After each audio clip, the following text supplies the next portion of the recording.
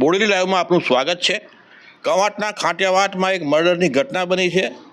ખાંટિયાવાડ ગામે પિતા નિવૃત્ત થયેલ, પોલીસ પિતા નિવૃત્ત થયેલ અને મરણ ગયેલ તેઓના જે પેન્શન સહિતની રકમ આવેલી અને જે નિવૃત્તિ ફંડ આવેલ તે તેમજ માતાના પેન્શન બાબતનો જે વિભાજન એ અંગેની બાબતે ભાઈઓ ભેગા થયા અને એક ભાઈએ બીજા ભાઈનું મર્ડર કરી નાખ્યું। વિજય રાઠવાનું મર્ડર થયું છે। આ અંગેની એની પત્ની અને ભાઈ પોલીસમાં ફરિયાદ પણ કરી છે। એ શું કરી રહ્યા તે પણ સાંભળીએ। જે નાના જે ભાઈ ગયા હતા શું નામ છે એમનું?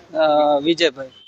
એમને શું શેના માટે બોલાવવામાં આવ્યા? એના માટે કે આ ઘરનું જે જમીન છે, જે પૈસા એવા છે એના માટે એને ઘરે અમે બંને જોડે ગયા હતા।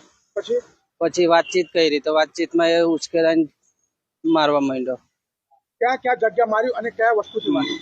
ડાંગથી માર્યો, જે લાકડાનું આવે ને પેલો એનાથી માર્યો। કઈ આગળ ફટકા માર્યા? પાછળ માથાના પાછળ, પાછળના માથાના ભાગ।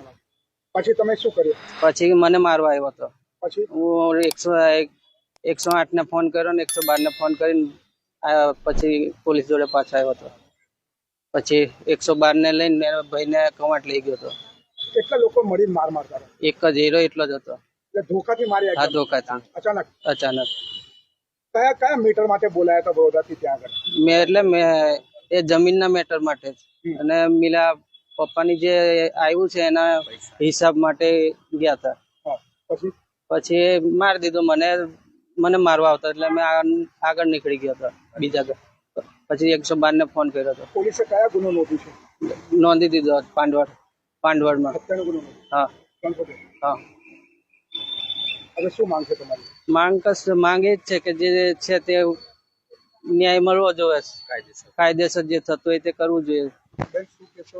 શું બનાવ બન્યો હતું અને તમારા પતિ તમને શું કહીને ગયા હતા? મારા પતિ તો એકદમ ખુશીમાં ગયા હતા। પપ્પા મારા છોકરાને કહ્યું, 6 વર્ષનો બાબો છે મારો, બેટા મેં જઉં છું, દાદાના પૈસા ઢગલો મળ્યા છે, બેટા મને કોથરી આપી દે, મેં કોથરી ભરીને તારા માટે પૈસા લઈ આવીશ દાદાના।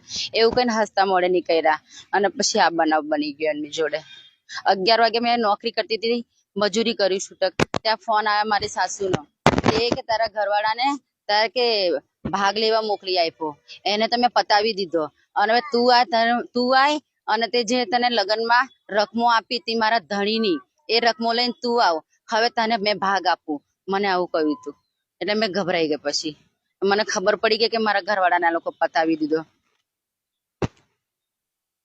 છેલ્લી તમારા પતિ સાથે ક્યારે વાત થઈ? બસ એટલી જ વાત થઈ હતી। મેં એ લોકો ઘરે ગયા ત્યારે મેં ફોન કર્યો હતો, વિજય તમે પહોંચી ગયા? હા મેં પહોંચી ગયો, બસ એટલી જ વાત થઈ મારી। પછી કોઈ વાત નહીં થઈ મારી। પછી મારા સાસુનો ફોન આવ્યો તો 11:15 બનાવ થયો। તમારા પતિને મારવા માટે તમામ લોકો ભેગા થઈને તમારા પતિનું મર્ડર કરી નાખ્યું। હવે તમારા પોલીસ પાસે શું માંગ છે?